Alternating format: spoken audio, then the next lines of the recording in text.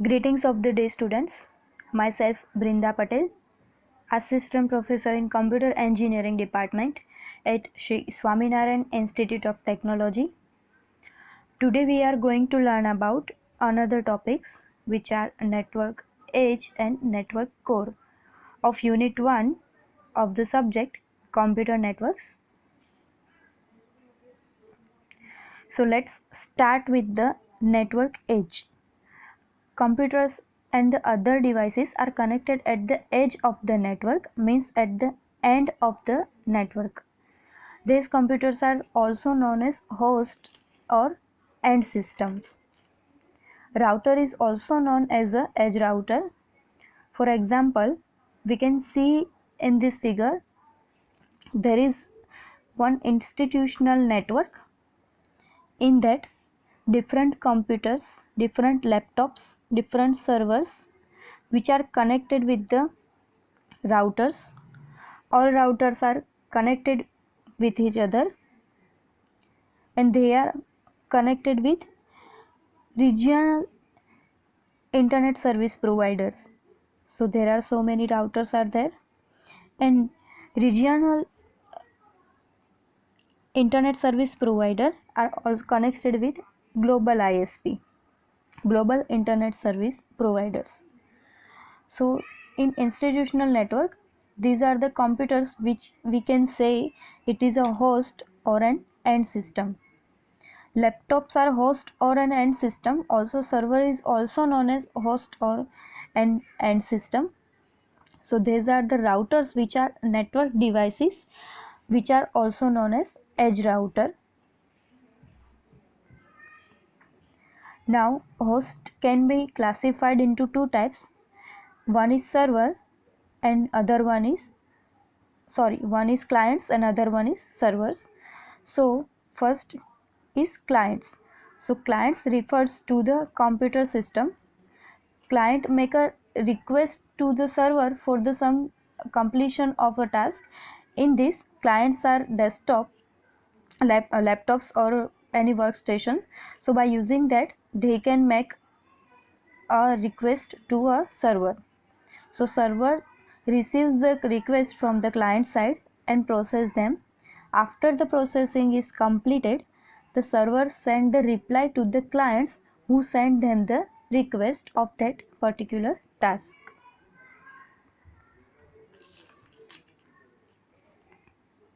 Now the various design models are: first one is P2P network and second one is client server network. So first one is P2P network. So in this P2P network, computers are connected together. As we can see in this figure, there are distributed clients and the computers are connected with each other. So users can share the resources and information because they are connected together. So like in figure, one computer is connected to other computer and they can share the data between them or to each other. So there is no central server for the authenticating user. So each of them working as a client and a server. If multiple computers are there, so they are connected with each other, as we can see in this figure. Now advantages of the peer-to-peer networks. So it is easy to set up and there is no requirement of the server because all of them are peer all of them are acts as a peer, as a server and a client. So it is easy to set up and there is no need of any committed server, as per each peer acts as a both server and client. The network implementation is low priced because of no costly server are there, and it becomes easy to share. So it becomes easy to share the files in this type of network. There are some disadvantages also of this peer-to-peer network. So the speed can be slow because of heavy usage. So the speed of the network decreases due to the heavy usage. It is not easy to keep the track of all the files on each computer. For that we required someone who can handle the management of the data or the information. So there is no backup of files. There is no central backup of files and folders. If computer is crashed, all data will lost, and also it is less secured. So network and data security are weak. Next one is client server network. Client sends the request to the server or a task. Generally we can call desktop PCs or workstations as a client, and server receives request of that task from the clients. After then the process is completed, the server responds to the client, for example web browser or email server. Like in here in this figure we can see there is one mobile, one laptop and one computer. So they are connected to the server via internet. So the client send the data or send the request to the server through internet, and after processing it will reply to the client.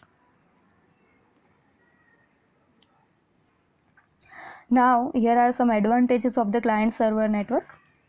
So server system holds the shared files and store them. Server system also can be scheduled to take the file backups automatically and regularly. Only authorized user can access of the data, so it is secured. Many software applications are available on the server, so user can access it and use it. Internet access, email, routing and such other networking tasks are easily managed by the server. Here are some disadvantages of the client server network. The implementation of the network is expensive. For that we require network operating system. The network operating system is the operating system for a network devices such as routers, switch, etc. If the one server is fails, then the entire network connected with it is crashed. So if so many clients are sending the requests at the same time, then blocking or situation like a traffic jam of the requests, so many requests are occurs.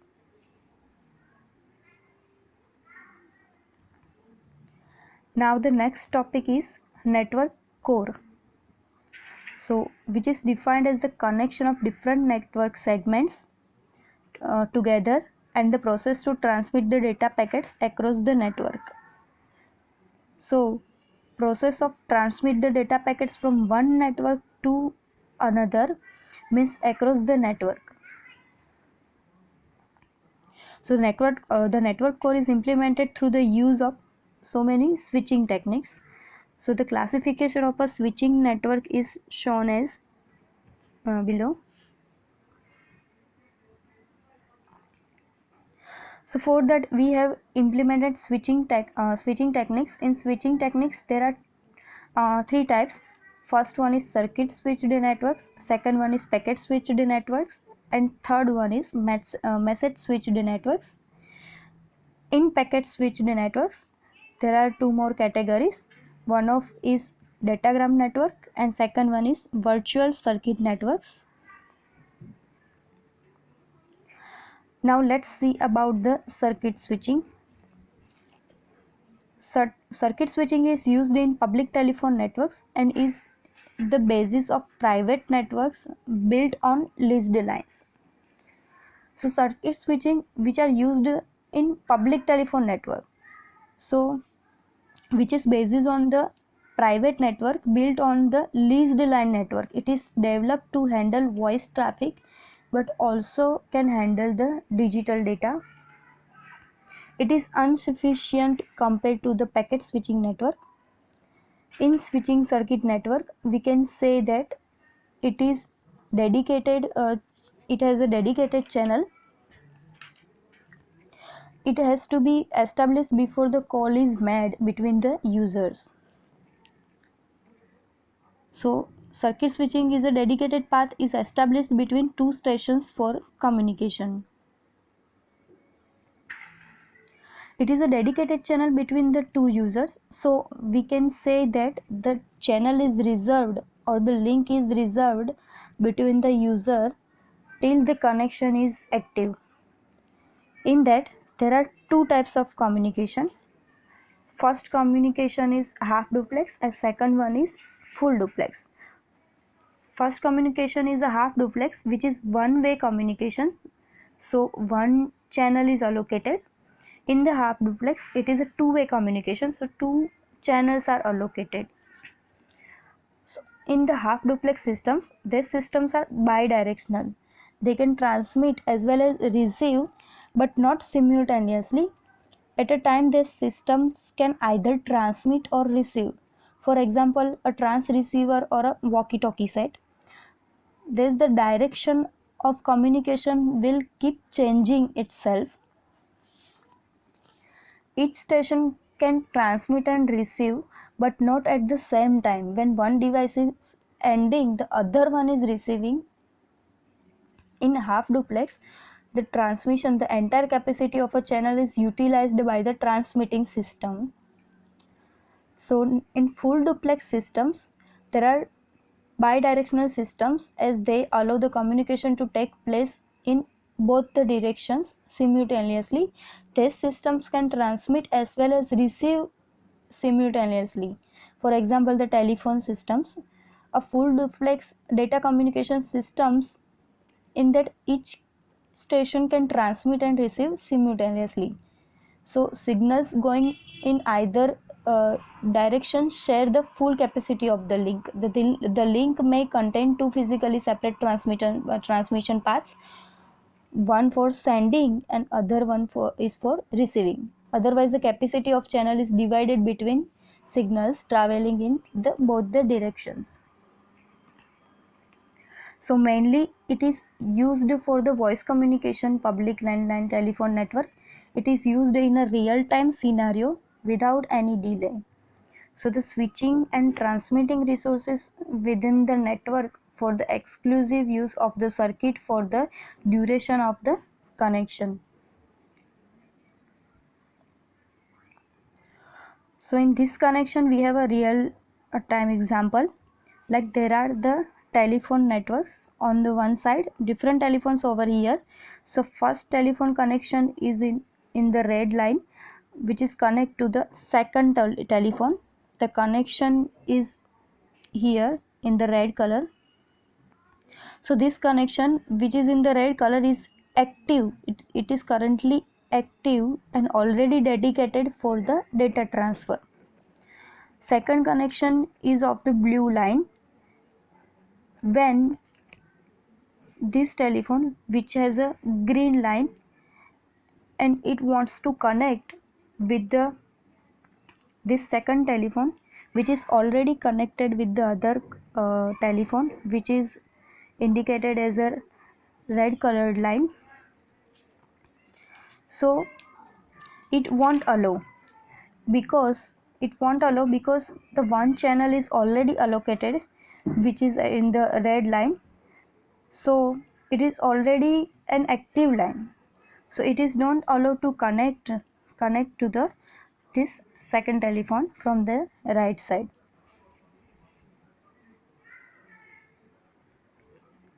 In switching circuit network, it is a transparent communication. So communication via circuit switching involve three phases. First phase is circuit establishment, second one is data transfer, and third one is circuit disconnect. So connection is transparent once it is established and appears to attached devices and users as if there is a direct connection. So let's see the example of this. So here at the left side, there is a user A which wants to connect to the user B, which is at right side. So A want to connect, so user B send the connection request like this here in the green line. So it make a connection establishment here. after the connection establishment, it can connect and path data transfer occurred. This is a data transfer path. And after the completion of the data transfer connection, B disconnects the link. So the total delay at the left side, disconnect and connect timing. So the total delay of the connection and disconnection is here. So we can say that in circuit switching network, it is generally used in a public telephone network in a real time scenario, but when we want to transfer digital data at that time, we will use packet switch network.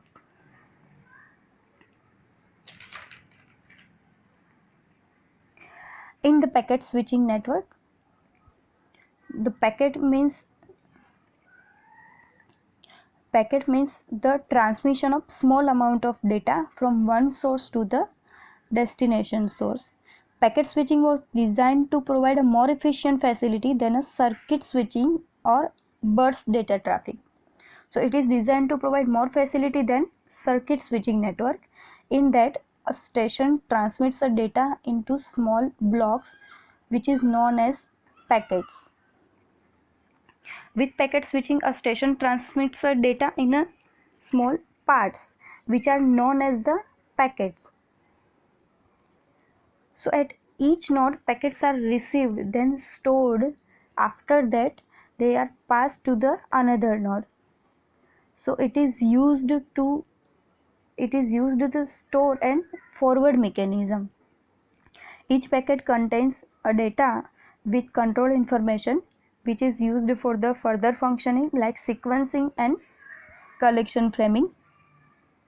Each packet contains some portion of the user data plus control information needed for proper functioning of the network. The key element of the packet switching networks is when internal operation is in the datagram circuit or virtual circuit. So we can say that in the packet switching network, there is no connection establishment.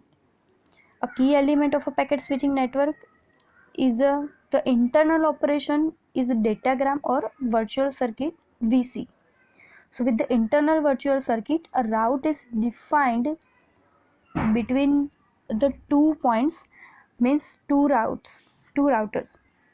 So all the packets for the virtual circuit follow the same route, and in internal diagram, each packet is treated independently. So if packets are used different path, different routes for the same destination.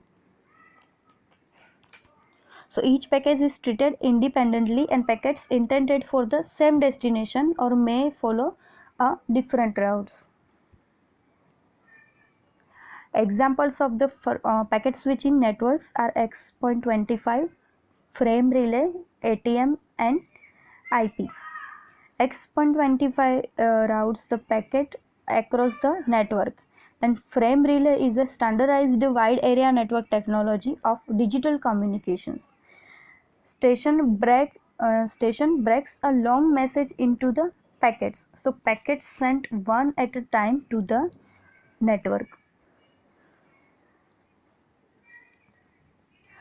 So the packets are handled in the two ways. First is datagram. So in datagram, as we can see earlier, each packets are treated independently and they can choose their own route. So packets can take any practical route. Packets may arrive out of the order, and also they may go missing.